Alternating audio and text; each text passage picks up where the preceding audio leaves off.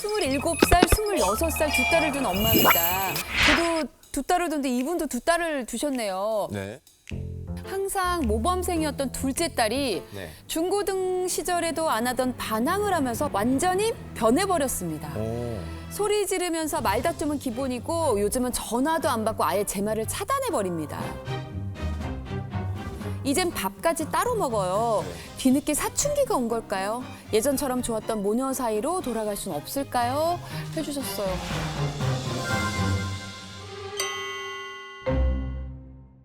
아니 근데 사춘기 늦게 왔네. 예?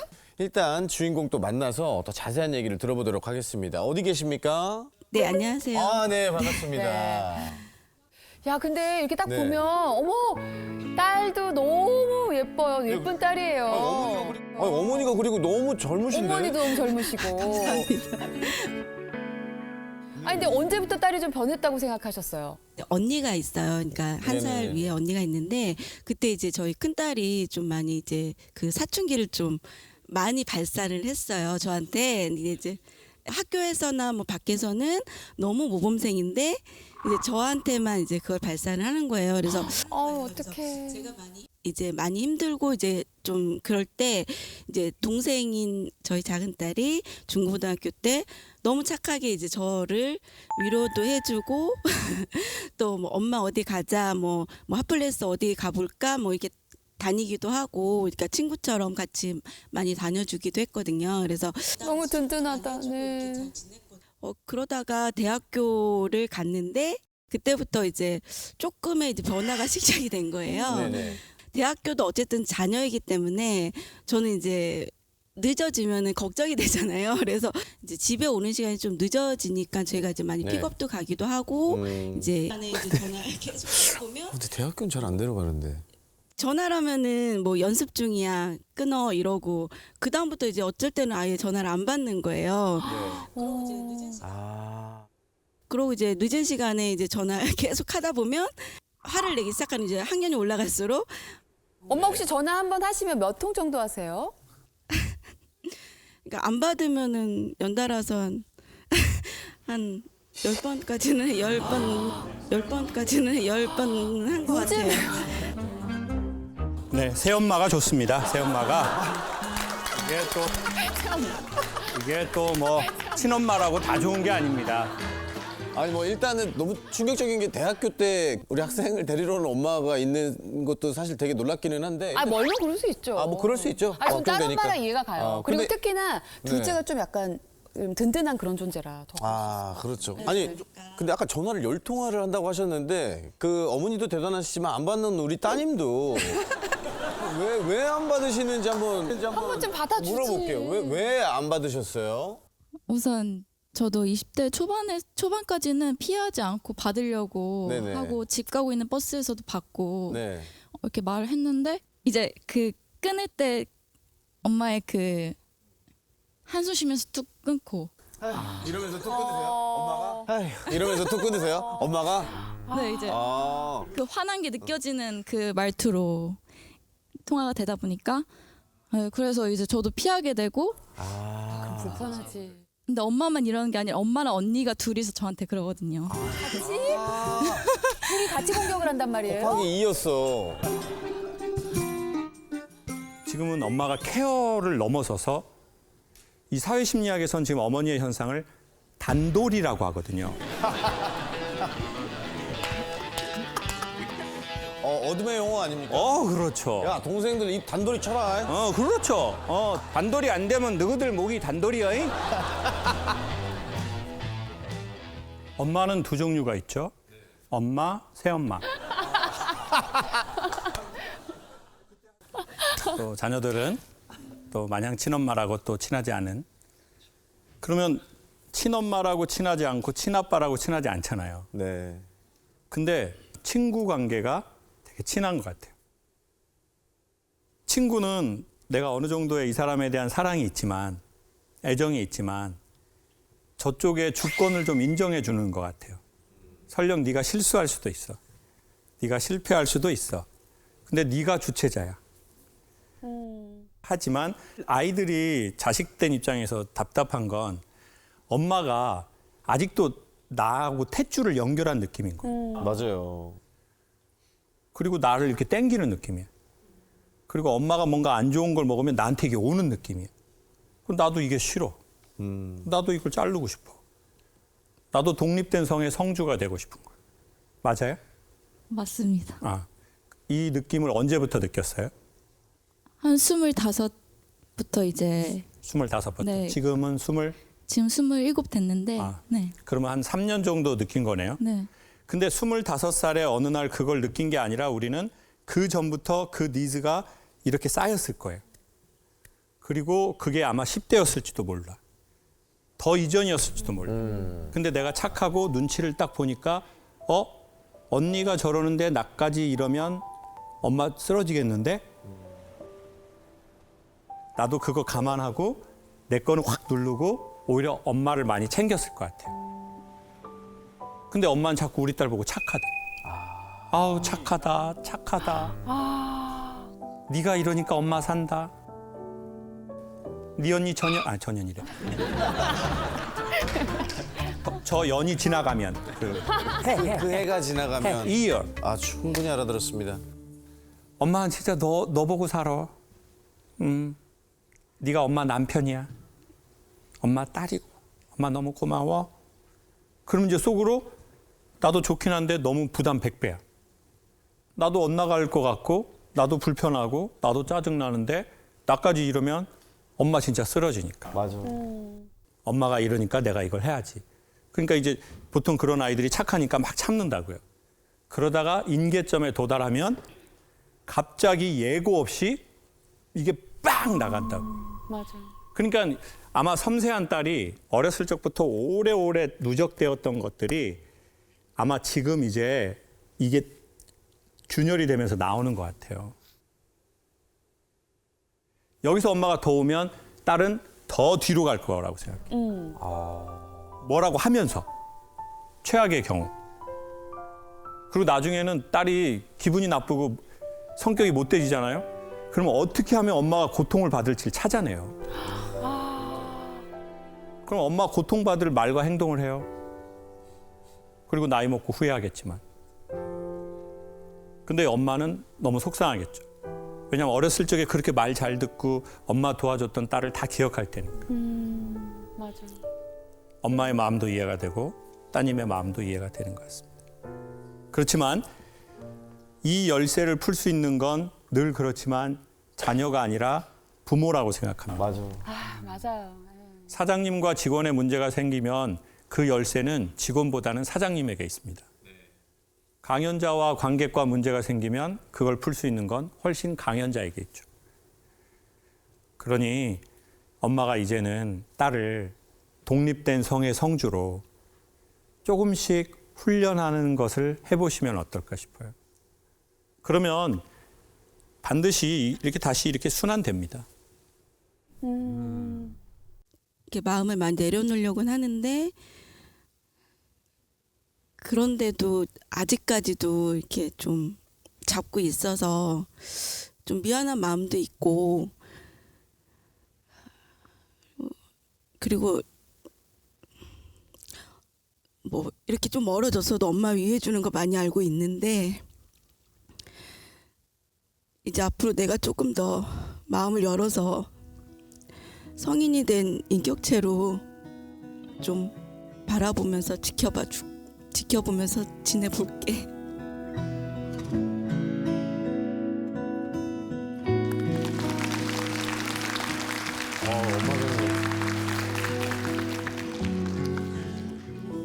또 지혜 씨도 또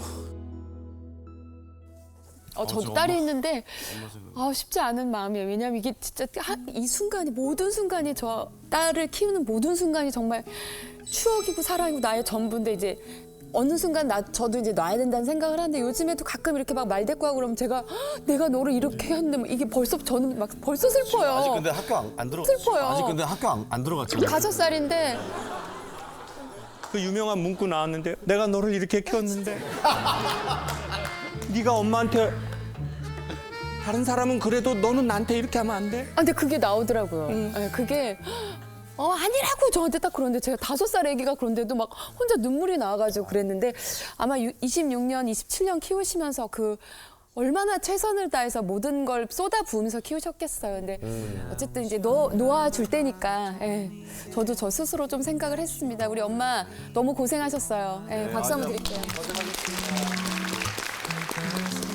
감사합니다.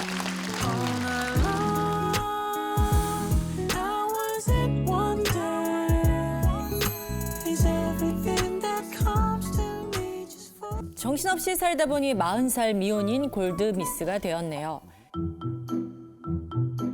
그런데 지금의 저는 불쌍하고 걱정거리는 딸로 전락해버린 것 같아요. 요즘엔 엄마한테 무슨 말만 해도 결혼부터 해라며 차라리 한 번 갔다 온 딸이 낫겠다라는 말까지 듣습니다. 결혼 주는 엄마, 이해는 가지. 결혼 압박감을 주는 엄마, 이해는 가지만 사실 전 결혼이 두렵습니다.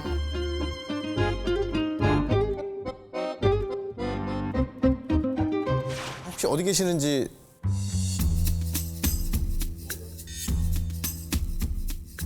네, 안녕하세요. 네, 반갑습니다. 반갑습니다.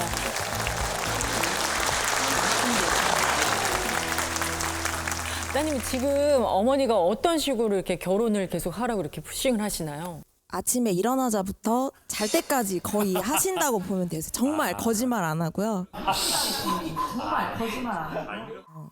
이제 아버지가 실은 최근에 돌아가셨어요. 아이고. 그래가지고 절을 드리는데 제가 절을 하고 있는데 엄마가 옆에서 우리 딸 올해 결혼하게 해줘. 올해 결혼하게 해줘. 아, 피처링을 하신 거예요? 네, 그렇죠. 근데 이제 플러스로 아유 우리 딸 진짜 본인 죽기 전에는 꼭 보겠다고 했는데 결국 죽었네 못 보고 얘기하시고 그러고서 장례식장 이제 어머니가 조문 오시는 분들이 남자인데 좀 총각 같다 하면은 거기 위주로 가세요.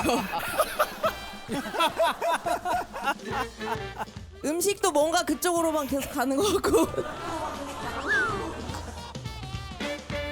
그러면서 혹시 결혼하셨어요? 물어보고 그러다가 저를 부르시더라고요. 그러면서 소개를 하시더라고요.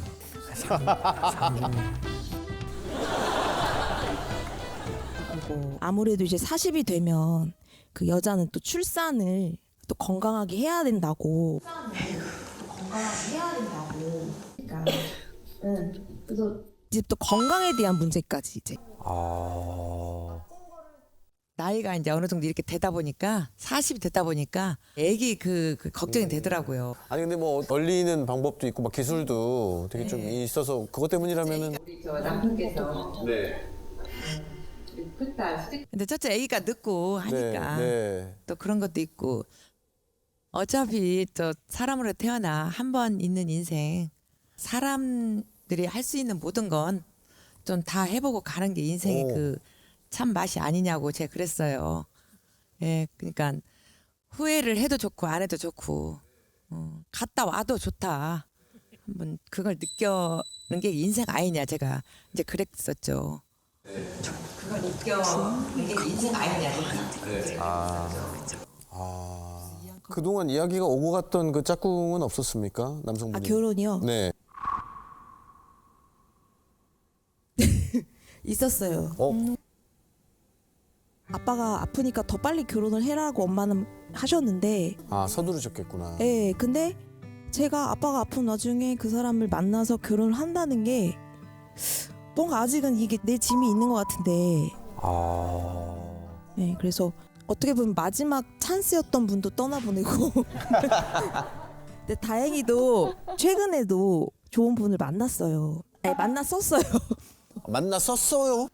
네, 만났었었는데 최근에 만나신 분들은 오래 못 만나게 되더라고요. 실은 삶에 너무 만족을 해요. 왜냐면은 진짜 30대 후반까지도 실은 조금 치열하게 살아가지고 지금처럼 마음이 편한 적은 없었어요. 네. 근데 거기에 결혼이라는 게 약간은 다시 시작해야 되는 거 아닌가? 이 치열한 삶이 그런 생각이 좀 부정적인 게 먼저 앞서면 안 되는데 실은 그래요. 삶이? 그런 생각 아닌가? 치열한 삶이? 저 앞서면 안 되는데. 근데 이제 아빠를 보내고 만약의 경우 엄마가 그렇게 가시게 되면은 불효한 자식이 될 것 같다는 그 두려움이 이제 더 커요. 그래서 결혼을 하기로 마음을 먹었는데 지금 너무 행복하다는 거 엄마가 조금 저를 이해해 주셨으면 좋겠거든요. 아니야 너 행복한 척 하는 거야 약간 그러세요. 결혼을 하면 못하게 친구들 엄마랑 언성 높이고 싸우진 않으세요? 엄청 싸워. 악바구니로 엄마처럼 살고 싶지 않다고. 아, 그런 싸가지 없는 말을 하셨어요? 예.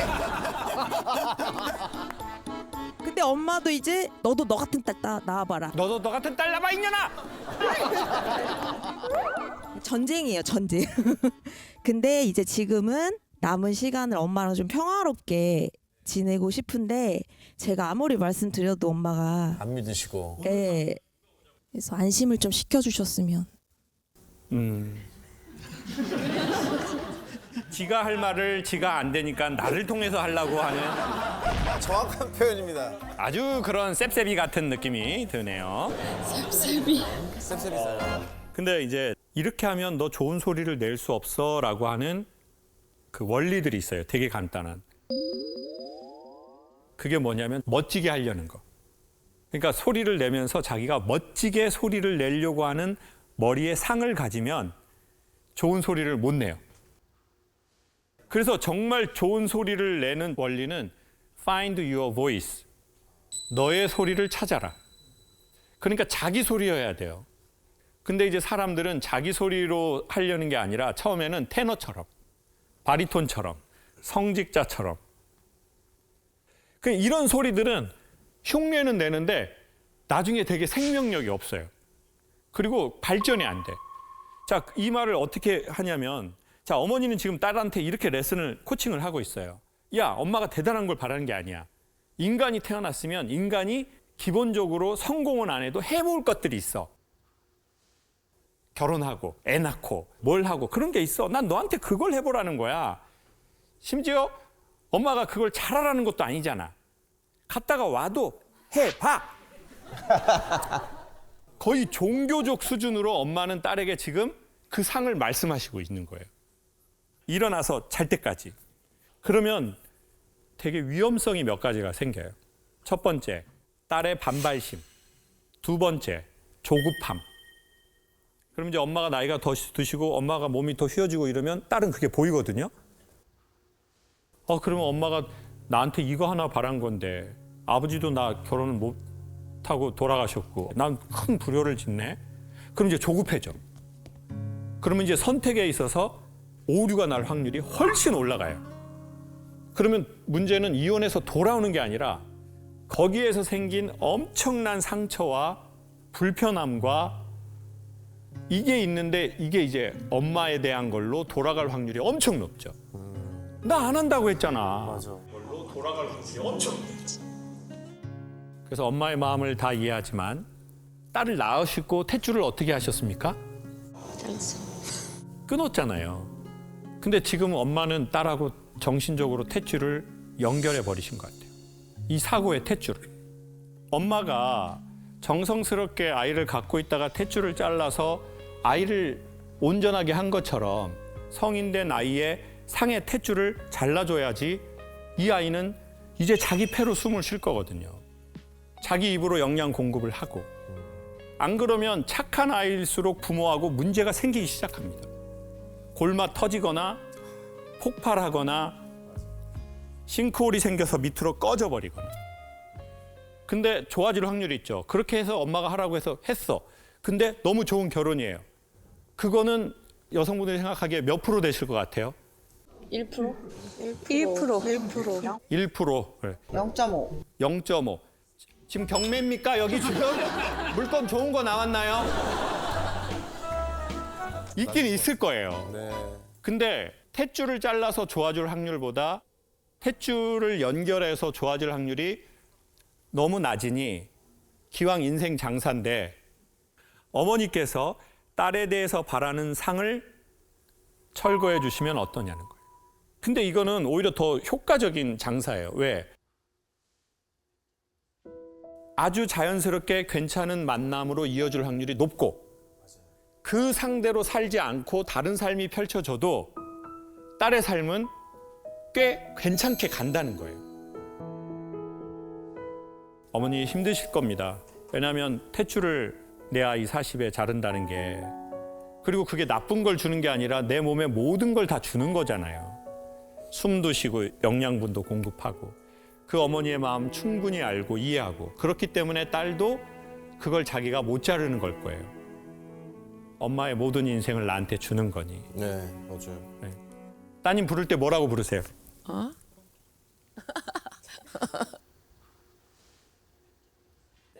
어느 때는 오랑캐라고도 하죠. 오랑캐. 싸우니까. 아, 따님을 오랑캐라고 했다고요? 아, 왼수도 아니고. 그러면 오랑캐 하면서 얘기 한번 해주시죠. 랑케야. 사랑하는 오랑캐. 저는 그냥 무심코 한 건데 우리 딸한테는 그게 굉장히 좀 힘들었나 봐요. 거기에 대해서는 좀 미안하고 이제 앞으로는 멀리서 한번 지켜보려고 해요. 근데 아마 잘 할 거예요. 사랑하고 그동안 너무 수고 많았고 고마워.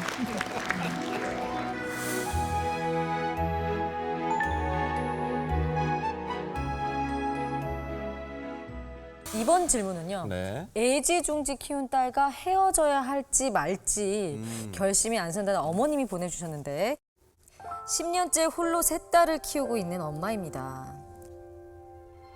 아빠 없는 아이 소리를 안 듣게 하려고 나름 노력을 했는데 큰딸이 갑자기 독립하고 싶다고 합니다. 지난 세월을 돌이켜보니 알게 모르게 큰딸한테 많이 의지했던 것 같아요.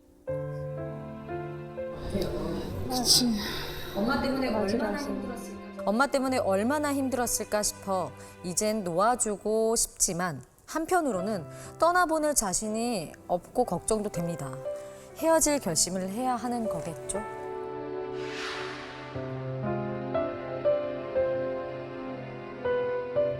걱정도 되시고 고민도 참 많으신 것 같은데 직접 뵙고 네. 이야기를 또 나눠보도록 하겠습니다. 어디 계시죠? 계시죠? 어디 계십니까?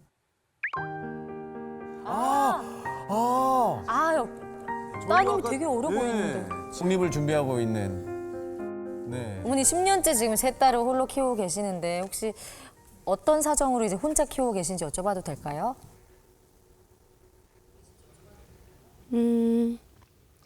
이제 10년 전에 갑자기 남편이 사고사로 먼저 하늘나라를 갔어요. 아, 사별하셨구나. 그래서 이제 남편을 의지하고 살다가 갑자기 너무 갑작스럽게 서로의 이제 삶이 달라지다 보니까 저의 그 의지의 대상이 큰딸로도 바뀐 거예요. 근데 그 당시에 큰딸은 고1이었고 둘째가 초등학교 5학년, 셋째가 이제 5살이었어요. 어려워. 너무 어려워. 그래서 또 직장을 나가서 저의 빈자리가 생기면 그 빈자리를 딸이 또 엄마로서 잘 또 책임을 다해줬어요. 막내가 일이 생기면 제가 달려와서 해결해야 되는데 어쩔 때는 큰 딸에게 전화를 하는 거예요. 엄마 아닌 엄마인 고등학생이었죠. 네, 그러고 큰 딸은 대학생이 돼서 토요일 일요일 날 아르바이트를 했어요. 네. 이제, 자기 용돈은 벌어보겠다고. 아이고 기특하네. 그런데 저희 둘째 아이가 이제 무릎 수술을 3번을 했어요. 근데 그럴 때마다 이 아이가 도움을 줄 때도 있어요. 고맙죠. 너무 고마워요. 그러고 금요일은 마더데이를 주겠다. 마더데이. 네, 그래서 금요일은 엄마가 하고 싶은 거, 엄마가 친구들 만나고 싶은 거, 엄마가 하고 싶은 거, 엄마가 친구들 만나고 하고 싶은 거, 엄마가 친구들 만나. 대학생 때였으니 얼마나 또 이 아이는 불금을 지내고 싶을 것이고 친구들하고 똑같이 지내고 싶었을 거 그렇죠. 아니에요. 네. 근데 이제 저는 참 철없는 엄마처럼. 그냥 정말 금요일은 정말 맘 편히 그냥 지냈던 것 같아요. 제가 이 딸을 너무 의지했던 거예요. 혹시 뭐 우리 친구는 엄마나 동생들이 조금 뭐 원망스럽거나 믿거나 했을 때 없어요? 되게 많았죠.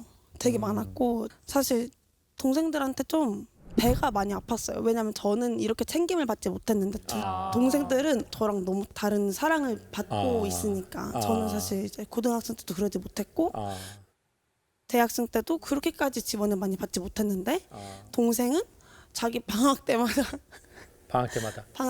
막 해외에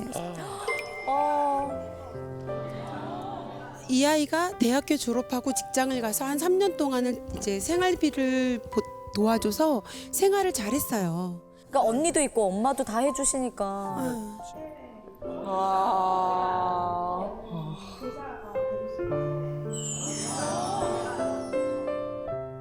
그런데 이 아이가 지난 어느 날 이제 입이 안 벌어지는 거예요. 왜요? 그런데 이 아이가 지난 어느 날 이제 입이 안 벌어지는 거예요. 왜요? 그래서 왜 그러지 하고 이제 여러 군데 치과를 가다가 소견서를 써줄 테니까 네. 정신의학과를 한번 가봐라. 이 아이는 심리적인 게 너무 크다 그러는 거예요.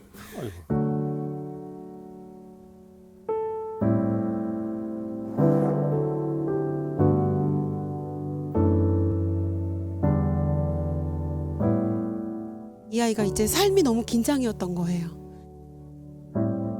긴장할 때마다 이를 꽉 깨무는 게 이제 이 아이가 이렇게 습관이 아닌 습관이 되다 보니까 턱관절이 오고 그래서 알았어요. 아, 이 아이가 굉장히 힘들었겠구나.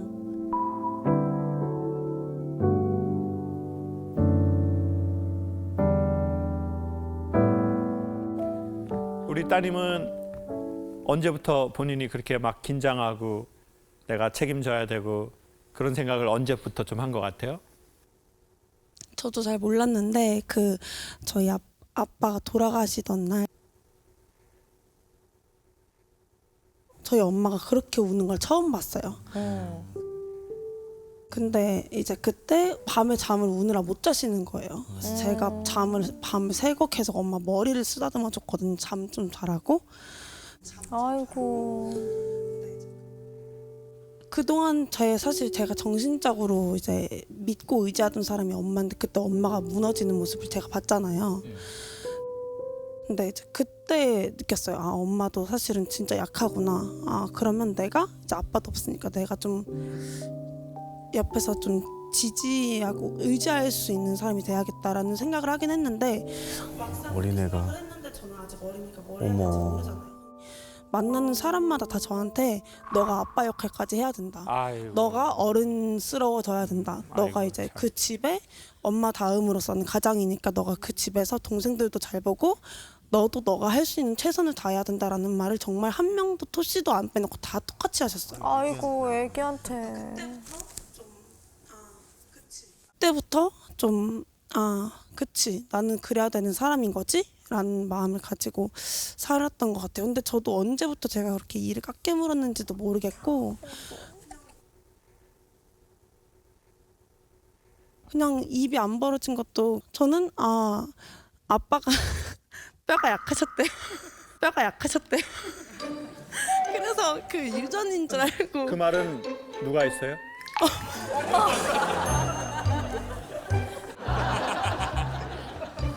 아니 뭐 독립하고 싶다고 이제 우리 큰 따님께서 하셨는데 독립해서 혼자 살고 싶은 가장 큰 이유가 뭐예요? 일단 그동안에는 제가 너무 힘들면 그걸 표현을 못했어요. 왜냐면 해도 아무도 들어주지도 않고 받아주지도 않으니까. 그래서 그냥 힘든 게 있으면 방에 들어가서 혼자 이불 뒤집어 쓰고 소리 죽여서 울었거든요. 근데 그게 너무 이제 힘든 거예요. 저도 이제 정말 한계가 왔고 작년 말에 번아웃이 왔어요. 갑자기 이러다가. 그러니까 이곳 밖에서는 내가 있는데 집 안에서는 내가 없구나 라는 느낌이 들어서 본인은 좀 찾고 싶나 보다. 네, 그리고 저도 이제 어쨌든 저로서 살아가야 되는 나이고 앞으로 제 미래도 계속 좀 어떻게 보면 창창하니까 그럼요. 창창해요. 그리고 마침 엄마가 갱년기가 오신 거예요. 그래서 이제 좀 우울감이 있으시니까 제 얘기는 들어주실 수가 없는 상황이 됐어요. 그러니까 제가 너무 힘들어서 엄마 오늘 이런 일이 있었어라고 말하면 엄마가 나도 힘들었어. 나는 오늘 이랬어. 나는 그래서 나도 정말 숨이 막혔어. 이렇게 말씀하시니까 사실 저는 제 감정을 좀 해소할 데가 없었고 그 스트레스를 어떻게 해소해야 되는지 사실 저는 잘 모르겠더라고. 다른 누가 얘기 들어줘. 그동안 엄마랑 동생들한테 진짜 시간을 많이 쏟았어요. 근데 저도 이제 연애를 해가지고 저도 좀 밖에 나가서 얘기도 하고 그래야 되는데 자꾸 전화만 한다고 뭐라 하시는 거예요. 그러니까 그런 것들이 저는 너무 서운한 거예요. 지금까지 이렇게 다 들어주고 받아줬는데 그거 잠깐 이해 못 해주나? 남자친구가 생기기 시작하면서 저랑 거리가 점점 더 멀어지는 것 같고 남자친구에게 질투가 생기면서 이 아이는 방에 퇴근하자마자 엄마 안녕 그리고 방에 들어가서 나올 줄을 몰라요. 자연스러운 거예요. 나의 딸. 맞아. 그런 나이지. 한참 많이 사귈 나이지. 저도 이제 바깥에서 이제 에너지를 다 소진되고 집에 와서 한 누군가라도 대화하고 싶은데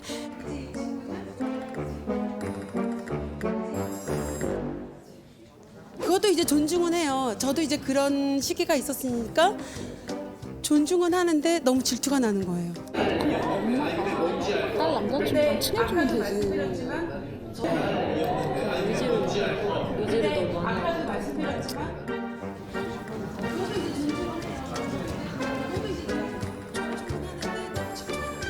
어머니 이 웅성거리는 백성들의 소리가 들리나요? 네.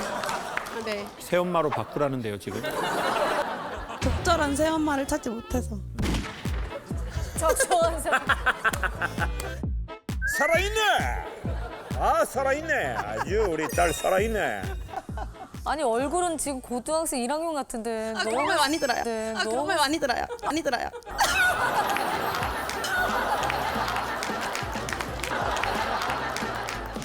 우리 친구 정신적으로 건강할 거예요. 우울하지 않아. 아주 괜찮은 상태야 지금. 좋아 좋아. 저런 모습은 또 엄마 닮은 것 같기도 하고. 근데 물론 엄마 입장에선 또 서운하고 섭섭하고 딸과 같이 하고 싶은데 이제 너 갑자기 너 이렇게 변했네. 너 갑자기 왜 이래? 남자친구 사귀고 변했어. 엄마 너무 이거 좀 그래. 이럴 수 있죠. 엄마 입장에서 당연히. 근데 사실은 딸은 갑자기 이러는 게 아니라 고등학교 1학년 때부터 이 엄청난 중압감을 이게 받아온 거잖아요. 그 주변 사람들이 그런 얘기를 뭐하러 합니까? 네가 이제는 아빠다. 니네 엄마도 보살피고 애들도 보살피고. 그러니까. 그래 아빠 역할을 네가 뭐. 그러니까. 맞아요. 그 주접들을 뭐하러 떠냐고요. 나 알아서 얼마나 알아. 네가 이제는 아빠. 오지랖퍼들. 왜 네가 어른이다. 네가 이제는 뭐 해야 된다. 그거를 세상에 고등학교 1학년 어린애한테 그 중압감을 주고. 우리 따님이 긴장이 되어 있다고 했잖아요. 제가 디스크 이거 협착하고 추간판 탈출이 있어가지고 수술하고 그때 그 선생님들이 똑같은 말을 하는 거예요. 왜 이렇게 긴장을 많이 하냐는 거예요. 정말 우리 따님한테 했던 말하고 똑같은 말. 근데 저는 한 번도 제가 긴장하고 산다고 생각한 적이 없어요. 그냥 열심히 산다. 근데 저보고 몸에 긴장도가 너무 심하다는 거예요. 너무. 경직됐구나. 강연이라는 거는 혼자 이때까지 해왔잖아요. 기업 강연도 혼자 말하는 거잖아요. 그때는 이제 나이 많은 아저씨들 가면 제가 딱 가면 이렇게 말해봐라. 어린 놈의 새끼가 표정에 이게 싹 있어요. 맞아. 그러면 어떻게든 이 분위기를 녹여야 되잖아요. 남들이 보기에는 웃기는 것 같지만 계속 눈치 보고 긴장하면서 어디로 타고 들어갈지를 생각하는 거예요. 엄마가 힘드네. 동생들이 이러네. 이걸 계속 생각하고 있잖아요. 그러니까 이 긴장도가 계속 있는 거예요. 엄청 쌓이겠네. 근데 여기 앉아 있으면서 상대적으로 저 두 분이 이걸 너무 재밌게 끌고 가니까 그럼 저는 여기에서 이렇게 비로소 처음으로 쉬어요. 그리고 또 너무 재밌으니까 또 웃기잖아요. 황지성 미친놈이거든요. 그러면서 제 몸에 긴장감이 싹 사라진다는 걸 느껴요. 근데 우리 따님은 그렇게 고등학교 1학년 때부터 지금까지 해온 것 같다는 그 느낌이 드는 거예요. 맞아요. 아, 나처럼 그렇게 했겠구나. 그러니까 턱이 2, 3cm밖에 안 벌어지는 거예요. 누가 긴장을 하겠어요? 보호자가 없는 사람이 긴장하는 거예요. 넉넉한 보호자가 있는데 왜 긴장을 합니까? 우리가. 근데 물론 엄마 입장에선 또 갑자기 왜 이래? 남자친구 사귀고 변했어? 근데 사실은 그렇게 안 했으면 자기 숨구멍이 없어서 숨 막혀 죽어버렸을 거예요. 맞아요. 맞아. 따님이 되게 재밌게 하려고 하는 그때 말고 가만히 있을 때 여기 기운이 있단 말이에요. 이 기운이 오히려 거꾸로 같아요. 따님의 기운이 어머니의 그 힘든 세월을 살아온 기운이고,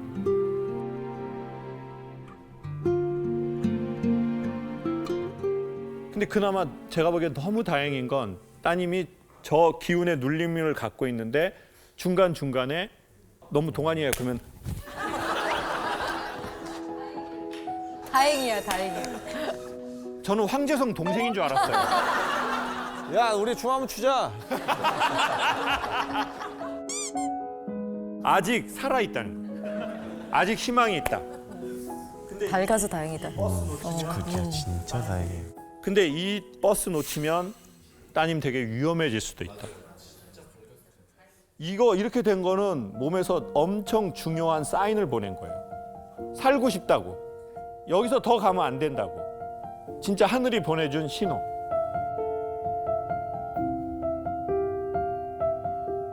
그래서 저는 어머니한테 이렇게 말씀드리고 싶어요. 어머니, 딸이 어머니에게 멀어지려고 하는 게 아닙니다. 딸은 어머니에게서 멀어져서 어머니에게 진짜 가까워질 겁니다. 지금 멀어지지 않는다면 가까이 있지만 극단으로 멀어질 겁니다. 그러니 지금 멀어지셔서 가까워지십시오. 지금 어머니 연세가 50 안 되셨죠, 아직? 51. 51? 1? 51. 아버님이 살아계시면 올해 50? 55. 55. 제가 만약에 아버지라면, 이제 저는 51이 됐으니까, 아버지라면, 그래, 너 이제 친구랑 나가서 살아라. 아빠가 많이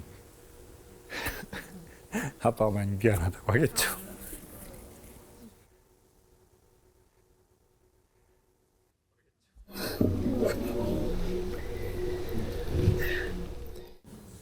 너 재미있게 써라. 너 옷 사고 싶은 거 사고.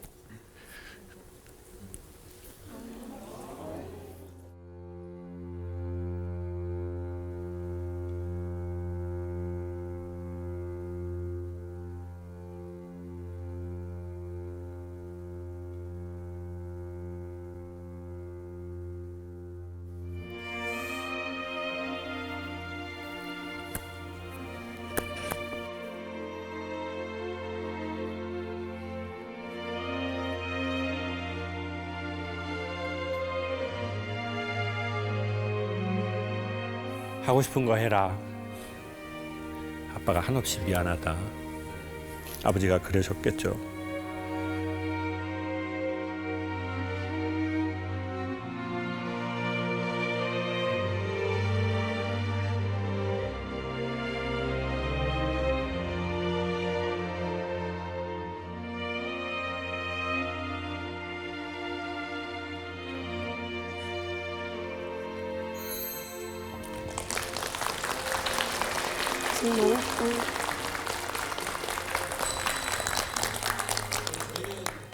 우리 따님 5월에 제가 지금 저희 한 녹화 때마다 한 분 정도 제주도에 저 마침 5월에 제주도 가요. 그래요? 나 쟤 진짜 대단하다 진짜. 야 너도 친구야. 너도 보통 애가 아니구나. 대단하다. 보통 애가 아니게 잘 성장했구나 네가. 야 진짜 삼촌들을 울렸다가 웃겼다가 그래. 제가 그동안 생활비를 다 이제 드리고 하니까 제 돈이 없잖아요. 그래서 여행도 잘 못 다녔는데 드디어 이제 생활비 끊고 친구랑 같이 여행 가기로 했어요. 잘했다. 잘했어. 아, 쟤 왜 이렇게 웃겨? 그러면은 우리 이렇게 합시다. 2박 3일 비즈니스 비행기 티켓하고 제주도에 호텔하고 삼촌이 해주신대. 전부 황제성 아니야. 우리 그때 엄마 없이 친구하고 누구 친구예요? 전화하던 남자친구? 아니요. 아니 뭐 누구든 상관없어.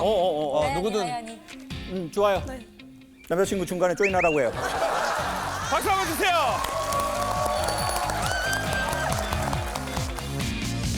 떠나요 둘이서 모든 걸 훌훌버리고 제주도. 자, 우리 엄마를 소개하자면 본인이 겪은 고통보다 더한 것이 아니면 고통으로 쳐주지 않는 이 시대의 철인이자 희생의 아이콘입니다. 기준이 이제 네. 어머님의 고통이시구나. 결혼 5년 차 된 저에게 엄마가 가장 많이 하는 말은 네. 아유, 너는 여자가 돼서는 야, 그래도 남자가 우선이지. 난 너보다 최성화 편이다. 와. 한평생 남자가 집안의 서열 1순위야. 나 여기고 살아온 분이란 걸 알지만 딸 앞에서 무조건 사위 편만 드는 모습을 볼 때면 우라통이 터집니다. 오늘 김창욱 선생님은 제 편 좀 들어주세요. 사연을 보내주셨습니다.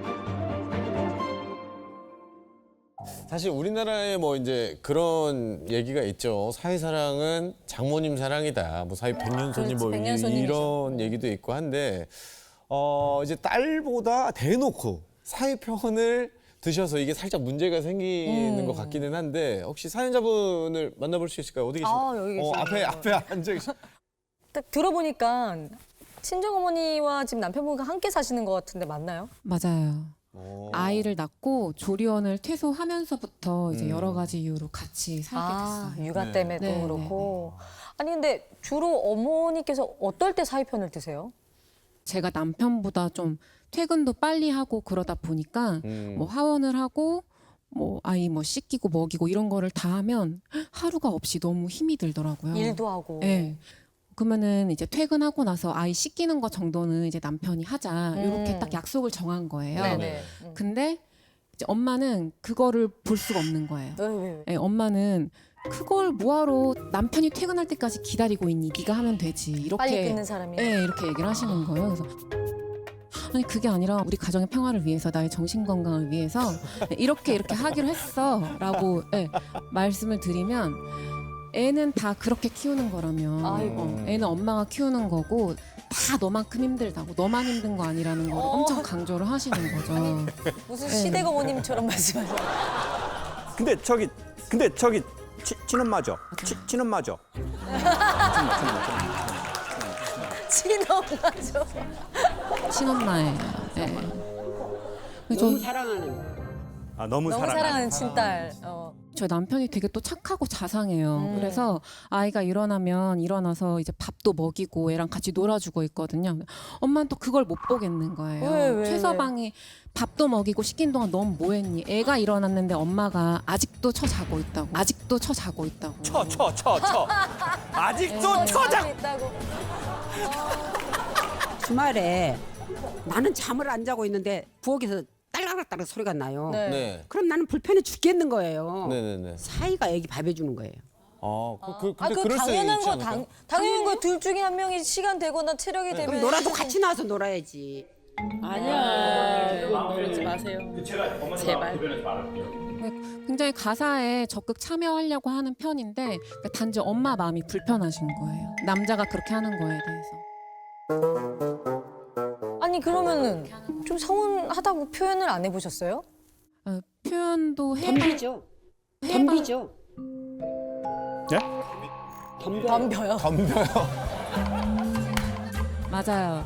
제가 참는 딸은 아니에요. 또 어떻게 덤벼요? 너처럼 덤빈 날 처음 봤다. 아, 너처럼 덤빈다. 엄마는 너처럼 덤빈 것은 처음이야. 맞아요. 원해. 징해버려. 너그 애비랑 똑같은 년이다. 너.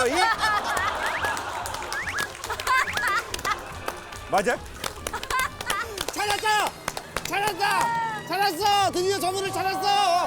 너도 네 애비랑 어쩜 그렇게? 또 시작이야. 저 여자 또 시작이야. 네 애비 같은 놈은 안 돼. 엄마 사는 거 보여 안 보여? 엄마 네 친구다. 엄마 네 친구야. 어렵게 대하지 마. 그러다가 그러니까 친구처럼 했더니 엄마 네 친구야. 말버릇이 왜 그래? 그런 여자가 있어? 어디서 기어 올라오려고 지혜비 같은 게 그냥. 또 못된 여자 나왔다. 찾았어! 드디어 저분을 찾았어! 똑같아요. 얘는 게으른 게 아빠 닮은 것 같아가지고 더. 야, 드디어 전설로만 듣던 그분이 빙의하셨네. 드디어 나오셨네. 정자가 아주 씨가 똑같은 말이야? 똑같아. 상대방 배려 없이 놀고 마이크 있냐. 잡고 마이크 어머니 마이크. 그러죠. 퇴근하고 오면 힘든데 집에서 쉬는 사람이 해야지. 먼저 왔으니까 그럼 같이 놀면 좋잖아. 근데 먼저 온 거지 쉬는 게 아니잖아요. 일한 거 같아. 그것도 일어난 사람이 어디 있어요? 그것도 일어난 사람이 어디 있어요?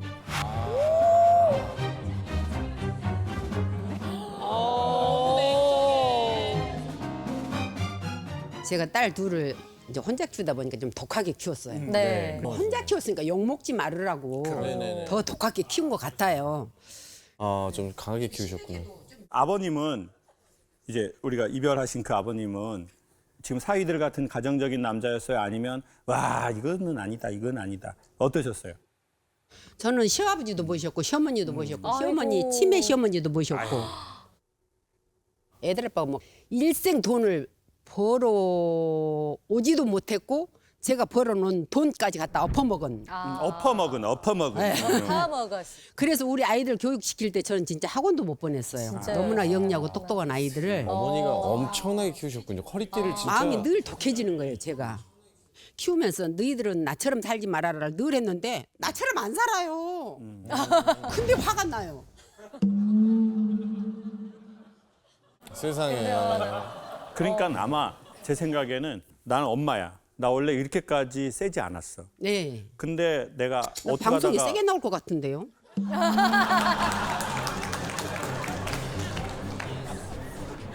예스. 어머니 일단 이거는 구술해야 됩니다. 굿. 자 이게 어머니 이게 지금 구술해야 돼. 이게 강연으로 해결될 게 아니라 이게 왜 그러냐면 물러가라 자기야. 내가 왜 여기 있어? 내가 왜 여기 있는 거야? 물러가라 자기야. 내가 왜 여기 있어? 이게 왜 그러냐면 그 엄마가 이제 어렸을 적에 내가 어리고 애들은 둘이고 근데 남편은 너무 진짜 어디 가서 말할 수도 없고 그리고 말을 해야 뭐 합니까? 우리 애기들도 있는데. 그러니까 나는 원래 이렇게까지 내가 뻗신 여자가 아니었는데 이 얘네를 지키려고 내가 막 억지로 막 그 강한 걸로 막 수십 년을 이렇게 했잖아요. 그래서 저는 어머니한테 되게 여러 가지 감정이 있을 것 같아요. 예를 들면 사위가 딱 내가 봐도 너무 좋은 애야. 그러면 저게 그냥 사위로만 보이는 게 아니라 아이고 저런 남편도 있네. 맞아요. 저런 남자를 두고 너 안 일어나 자빠져 자냐? 연병할 년이 아주 그냥. 야, 전라도 수액 맞습니다. 그러면 이때 이 에너지가 어마어마한 강력한 찐득찐득한 에너지인데 이제 따님이 듣기엔 아유 무슨 말을 저렇게 해. 내가 노는 것도 아니고 그리고 저 뭐 남편이 좀 할 수도 있고 뭐 그냥 잘 도와주고 있는데 근데 이제 어머니에게는 이게 지금 딸로만 정리가 된 게 아니라 내가 사랑받고 케어받지 못했던 내 남편을 세상에 여기에 이 좋은 사위가 이렇게 하고 있잖아요. 그러니까 이게 내 딸하고만 정리 관계가 아닌 거죠. 이건 되게 복합 미묘한 관계예요. 어머, 저 남편은 저렇게 좋네. 너는 좋겠다. 너는 좋겠다. 너는 좋겠어 이년아. 정확하다. 정확해. 나는 귀신이 들어. 나는 귀신이 들어. 나는 나는. 그러니까 이게 그래서 그 어머니 안에 지금도 계속 있는 것 같아요. 있을 수밖에 없어요. 왜? 그게 너무너무 말할 수 없는, 책으로 쓰면 100권이니까. 근데 너는 뭐가 힘들다고 이런 남자 갖고 너가 뭐가 힘드냐? 그러니까 이제 자꾸 옛날 내가 생각이 나고 그 옛날 내가 계속 살아있는 거예요. 그래서 사실은 근데 그거에 대한 그 어머니의 산 세월에 대한 인정은 아무도 안 해주는 거예요. 아우, 어머니 얼마나 힘들었어요. 엄마 어떻게 견뎠어 그 시간을. 제가 보기에는 약간 이게 집을 지키려면 화단 같은 게 있잖아요. 그런데 어머니는 지금 되게 좋은 집을 잘 지키셨고 아이들을 잘 키웠잖아요. 되게 좋은 담이 있어요. 근데 이 담에 전기가 흐르는 것 같아요. 그래가지고 잘못 건드는 것들은 다 뒤져보려고 아주 고압 전기를, 에? 근데 멀리서 보면 멋있어. 튼튼해. 안전해. 근데 뭔가 하나 엄마의 딱 저 기분 하나를 잘못 건드리는 순간 그냥 이게 빡 이러니까 이제 딸들은 다 똑똑하니까 이제 알아. 모르지 않아요. 딸은 안 덤볐어요. 한 번도. 얘만 덤벼요.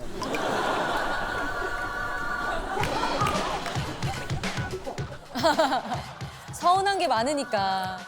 근데 사실은 지금은 이제 그 전기를 살짝 꺼도 되고. 많이 껐어요.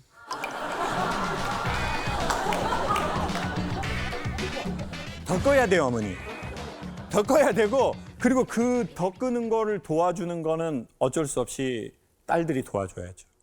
근데 그게 뭐냐면 인정인 것 같아요. 맞아요. 엄마 그렇게 어떻게 힘들게 살았어. 아니 아침에 휴일 같은 때. 근데 죄송한데 이거 누구 사연은? 누가 고발하시는 거예요? 누가 누구를 고발할 거예요? 얘기해봐요. 그때 어머니가 힘들었던 때가 몇 살이었습니까? 아버지하고의 관계에서. 26에 결혼해가지고 21년을 살았으니까. 그러면은 거의 47. 40대 그때 후반. 그때 지금의 어머니가 그때 그 40대 힘든 며느리의 마음은, 그 딸의 마음은 어머니밖에 모르니까. 그 상황도 모르고. 이건 딸도 알고 엄마도 찬찬히 알면 좋을 것 같아요. 엄마는 너무 말도 안 되는 힘든 세월을 살았으니까. 우리 어머니 성함이 어떻게 되시죠? 저 유봉순입니다. 봉자, 순. 순자. 네. 그러면 봉순아 하고 40대의 봉순이한테 지금 50대의 봉순이가 얘기 한번 해주세요. 많이 내려놨는데 봉순아 하고. 더 내려놓자. 봉순아 꼭 이름 부르세요. 그리고 건달처럼 살아보자. 봉순아 나만을 하고. 위해서. 근데 나 봉순아. 봉순아 하고, 봉순아 하고, 봉순이가 봉순이에게. 어머니가 그때 어머니한테.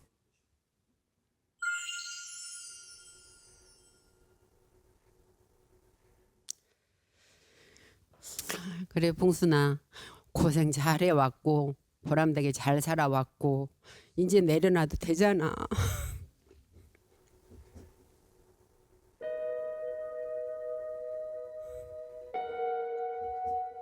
그게 안 되네요. 잘 노력하겠습니다.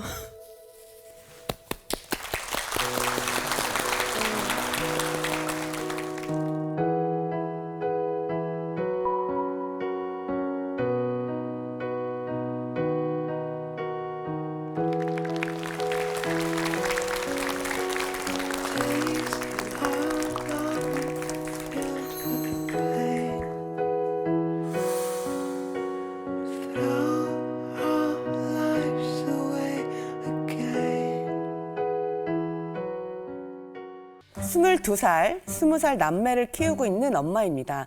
저의 고민은 하루살이 인생으로 살아가는 큰딸인데요. 온종일 무기력하게 잠만 자고 게임만 하다가 알바 가는 날이나 친구 만나러 갈 때만 공들여 치장하는 딸이 참 답답합니다. 또 살이 쪘다 싶으면 3일씩 굶다가 폭식하기를 반복하고 최근에는 안면 윤곽 수술까지 하겠다고 하길래 크게 화를 냈네요. 이렇게 내일을 준비하지 않고 사는 모습이 계속되면 어떡하죠? 어디 계세요? 여기. 네. 어머. 딸이 너무 예쁜데. 네. 어머. 별빛이 내린다.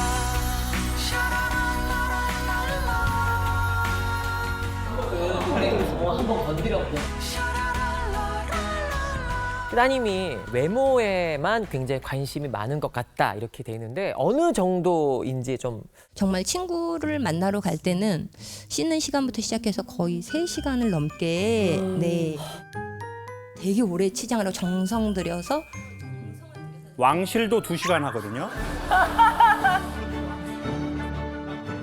그리고 이제 좀 살 빼고 싶을 때 뭐 지방 흡입 수술도 하고 싶다는데 저는 사실 불안해요. 그런 부분들이. 왜냐면 특히 안면 윤곽 같은 경우는 뼈를 깎기 때문에 돌이킬 수 없으니까 그래서 안 했으면 좋겠는데 딸은 조금 하고 싶어 그래서 딸한테 이제 심하게 화를 냈던 것 같아요.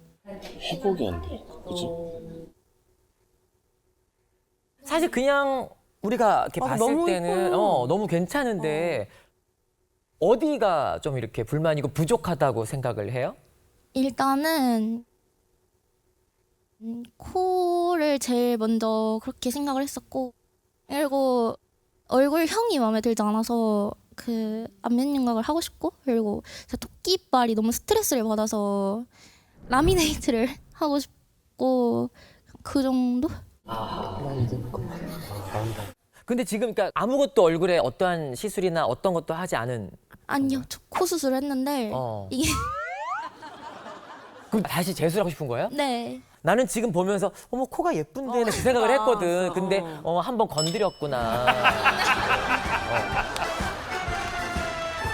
이게 제가 너무 속상했던 게 엄마 어렸을 때부터 저한테 너는 크면 코 수술을 해야 된다. 이렇게 할머니 코 닮았으니까 할머니한테 가서 코 수술비 주라고 하고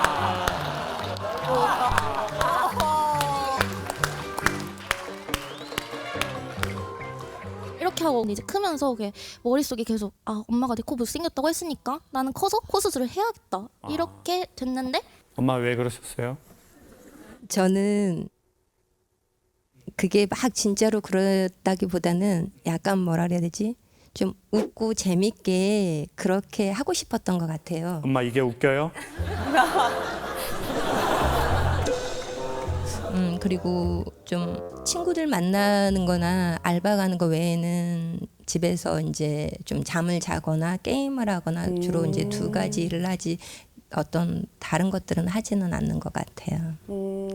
따님이 원래도 성격이 무기력하거나 그런 편이었나요? 아니면 언제부턴가 좀 바뀌기 시작했나요? 어렸을 때는 좀 그러진 않았는데 사실은 둘째가 조금 아픔이 있는 친구가 있는데 태어날 때부터 이제 아이가 오른쪽 우환이 좀 시력이 없이 태어났다가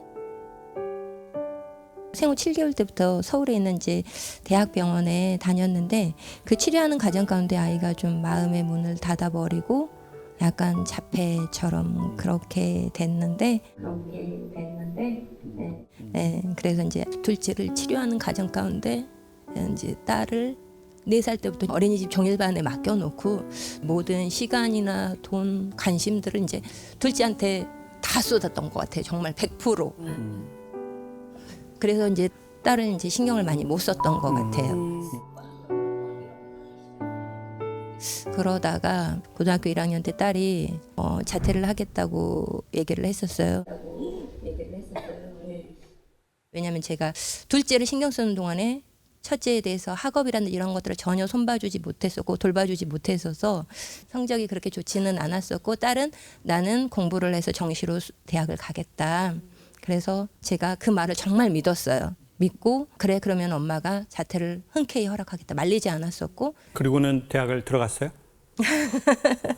사실은 그러고선 딸이 안 하는 거죠. 그렇게 노력을 많이 안 했었죠. 오케이. 그게 아니라 저는 대학교를 가고 싶지 않았어요. 그때 당시에는. 그래서 1년 더 공부를 하고 가고 싶다 했는데 엄마가 제가 자퇴를 한다고 말했을 때 열심히 하겠다고 말을 하고 안 지켰잖아요. 그래서 엄마가 이제 제 말을 믿지 않는 거죠.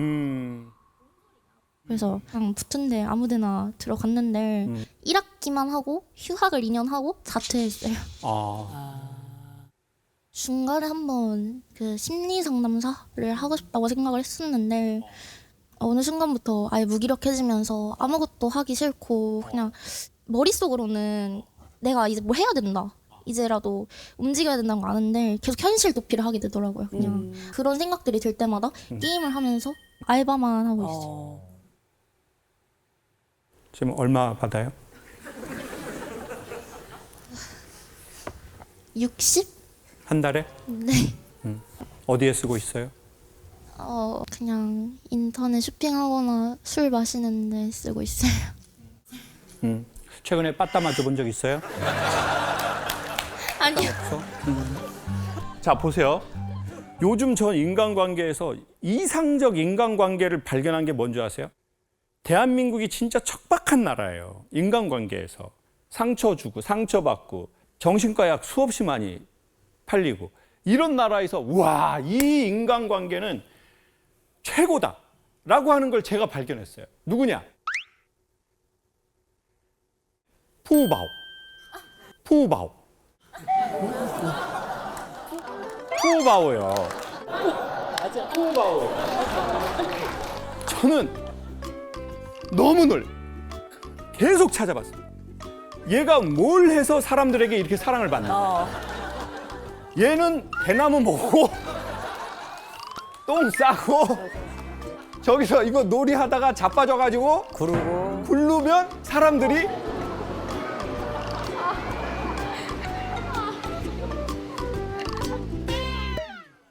막 좋아하고 그 걔가 일부러 자빠질지도 몰라 이렇게. 그럼 사람들이 웃으니까 이게 아니 뭘 했냐 말이에요. 이게 인간관계의 핵심이에요. 이상적 핵심. 그게 뭐예요? 푸바오가 뭘 한 게 아니에요. 푸바오는 존재했어요. 그러면 이 존재에 대한 모든 걸 사람들이 반응해주고 좋아하는 거예요. 자, 그러면 제가 제 위 바로 위가 김미자라고 하는 막내 누나예요. 김미자가 아버지를 닮았어요. 그래서 누나가 되게 어려서 예뻤어요. 근데 또 저희 아버지는 좀 외모 지상주의가 있으셔가지고 당신을 닮은 애들만 편애하시는 거예요. 그래서 김미자가 완전 아버지 기세를 얻고 막 완전. 근데 자, 김미자가 왕이었어요. 공주였어. 근데 제가 태어난 아들이. 엄마는 아들을 하나 더 낳으려고 그러다가 딸을 연속으로 셋을 낳거든요. 그러다가 이제 제가 나온 거예요. 그러면 이제 제가 왕이 되는 거예요. 그냥 존재 자체만으로. 내가 아무것도 뭐 잘한 게 없어요. 그러면 그 동생 우에 있는 사람은 보위를 빼앗긴 왕의 슬픔이라는 걸 느끼거든요. 어떤 존재가 생기고 나 아무 잘못도 하지 않았는데 갑자기 왕권이 저쪽으로 갔어. 넘어가 버린 거예요. 그러면 이제 딸 입장에서는 이렇게 됐을 거예요. 내가 왕이었어. 근데 동생이 생겨버렸잖아요. 근데 이 경우는 되게 독특해요. 남동생을 낳아서 넘어간 게 아니라 남동생이 아픈 거야. 그러면 아이가 어려도 모르진 않거든요. 내 동생이 아프다는 걸. 그러면 여기서 이제 못돼 먹어내면은 뭐 엄마! 동생이 아프다고 왜 동생만 신경 써? 나도 신경 써줘! 나 대나무 먹어야 돼 지금! 그냥 차라리 이런 애들은 초반에 딱 치고 좋아져요. 근데 이제 속으로 그래 엄마 아빠 힘들고 동생 너무 아프고 분위기가 이러니까 뭐 나 이런 거는 뭐 중요하지 않은 거지 뭐. 이걸 이제 이렇게 보고 한 번 생각하고 두 번 생각하고 100번 생각하고 1000번 생각하고 이게 무의식으로 갔을 거라고. 그리고 또 하나는 이제 내 외모에 대한 지적을 당하고 그걸 누구에게? 엄마한테. 내 엄마에게. 밖에 있는 친구가 야 너 코 너 이렇게 눌렸어? 수술해야 돼 이래가지고 엄마 나 이렇게 어떻게. 엄마는 그냥 너무 예뻐. 넌 푸바오야. 엄마는 네 똥도 엄마는 아까워. 이렇게 한 게 아니라 나를 낳은 근본의 엄마가 너는 너 왜 이렇게 코가 그러니? 그러면 내가 사랑받을 수 있는 게 뭐 있어요? 저는 어려서 엄마 아빠가 분위기가 안 좋으니까 가면을 썼어요. 관심을 가진 게 뭐냐면 제가 좀 웃기는 게 있으니까 내가 웃길 때 사람들이 관심을 가져주는 거예요. 그러니까 그 웃기는 걸로 제 메이크업을 했어요. 그러니까 얼굴에 외모에 관심을 갖는 건 사실 이 외모가 아니야. 우리의 첫 가면이었다고 생각해요. 이건 내 감정의 메이크업이에요. 나를 예쁘게 보이게 하고 싶고, 그리고 내 슬픔을 감출 수도 있고, 그리고 이걸로 나 인정받고 싶어. 친구들이 얘기해 줄 거 아니에요. 피드백 해줄 거 아니에요. 그쵸? 뭐라고 했었어요? 그때 메이크업하고 치장하고 가면. 오늘 잘 됐는데? 오늘 잘 됐는데? 그거 들으면 어때요? 기분이? 이제 겉으로는 아니야 이렇게 하는데 마음속으로 안 해 좀 알고 있네 이렇게. 그러면 이제 그거는 메이크업이 아니에요. 우리는 뭘 받고 싶어요? 관심. 칭찬. 칭찬. 내가 뭔가를 했을 때 긍정적 반응하는 거. 푸바오에게 우리가 보내주듯이. 이제 그러면 어떻게 해야 되냐면 이제는 그걸 통해서 이 존재를 인정하고 칭찬하면 좋을 것 같아요. 너 메이크업 이렇게 하니까 너 이렇게 되네. 너 진짜 관심 있으면 엄마 메이크업 그런 스쿨 같은 것 좀 한번 보내줄게. 그거를 이제 지원할 수 있는 범위 안에서 지원하는 거죠. 그리고 축하하는 거예요. 네 안에 진동하는 게 생겼으니 이건 축하할 일이다. 근데 여기에서 메이크업 아티스트가 돼 이렇게 하면 곤란해요. 너 그거 해가지고 정샘물이 되도록 해라. 근데 애가 대부분 그럼 정샘물 씨가 돼요? 아니. 안 되죠. 그러면 거봐. 엄마 너 그렇게 해가지고 너 관심 있다고 그래가지고 메이크업 박스 사주고 강남에 학원 알아봐 줬는데 네가 아무튼 뭐 제대로 하는 게 없어. 벌써 몇 번째야. 엄마가 틀린 말 하니? 그러면 이제 자식들 입장에서 뭘 생각하겠어요? 그래, 내가 생각해도 엄마 말이 다 맞지. 안 돼, 나는. 그러면 이 현실이 나 너무 싫어. 그러면 이 현실 아닌 사이버 세상을 살아야 돼요. 거기가 어디예요? 거기 게임이야. 거기서 내가 이렇게 하면은 뭐 반응을 하거든요. 그러면 거기서 유일하게 살아있는 그거야. 그럼 게임하다가 졸리면 또 자게 되고, 그럼 또 운동 안 하게 되고, 또 배고프니까 그땐 또 뭐 매콤한 거 때려 먹고, 또 살찌니까 엄마 나 이거 수술해야 될 것 같아. 그러니까 이 구덩이로 계속 들어가는 거야. 근데 엄마가 그때는 동생 일이 너무 급하니까 내가 뭘 했는지도 모를 거예요. 제가 이번에 제주에서 집에 살짝 불이 났거든요. 이게 막 불이 올라오니까 제가 꺼보려고 하다가 이제 한 조만한 높이에서 떨어졌어요. 그 딱 떨어졌는데 앞에 바위가 이렇게 갯바위가 있었는데 얼굴이 이렇게 되려고 하는 거예요. 얼굴을 이렇게 딱 찍게 생긴 거예요. 정말 기적처럼 딱 이렇게 쳤어요. 땅을. 그리고 이제 여기 좀 흉터 좀 들어갔는데 근데 모른 거예요. 오른쪽 팔 이 안쪽이 이거를 빵 치면서 이쪽이 나가버린 거예요. 세상에. 근데 그때 몰라요. 불이 너무 급하니까. 아무것도 몰라. 찢어진지도 몰라. 그때는 아들이 너무 급해서 동생이 너무 급해서 그 불 끌라고 수십 년을 돌아다니다 보니까 딸이 그 사이에 관절이 나가고 마음이 찢어져 버렸네요. 의도치 않게. 그러니 지금으로 충분히 소중하고 동생이 그래서 못해준 거에 대해서 엄마 아빠가 매우 미안해 생각할 거다. 그러면서 내 마음의 분노가 조금씩 가라앉으면 뭔가 하고 싶은 게 생길 거예요. 그러면 그걸로 승부를 보려고 하지 말아요. 그걸로 승부 안 봐도 돼. 여러분, 어쩌면 우리는 지금 30, 40, 50인데도 강사님 전 아직도 저를 뭘 못 찾았습니다. 좀 못 찾으면 어떻습니까?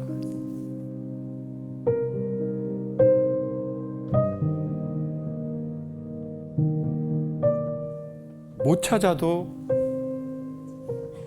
소중하다. 누구처럼요? 없어. 아, 부어져라. 걔는 죽순만 먹잖아. 저도 감정이 남아있다고 생각하지 않았는데 얘기 들으면서 저도 모르게 그거를 쌓아두고 있었구나. 그런 감정들을 정리하면서 그래도 조금씩 뭐라도 차근차근 찾아봐야겠다는 생각이 들어요.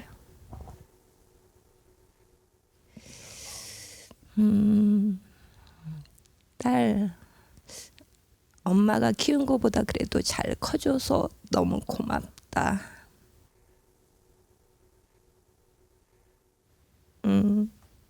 더 엇나갈 수도 있었는데 그래도 그 자리 지켜주고 지금까지 엄마 마음 그래도 좀 이해해줘서 너무 고맙다. 엄마 그리고 너무 미안하고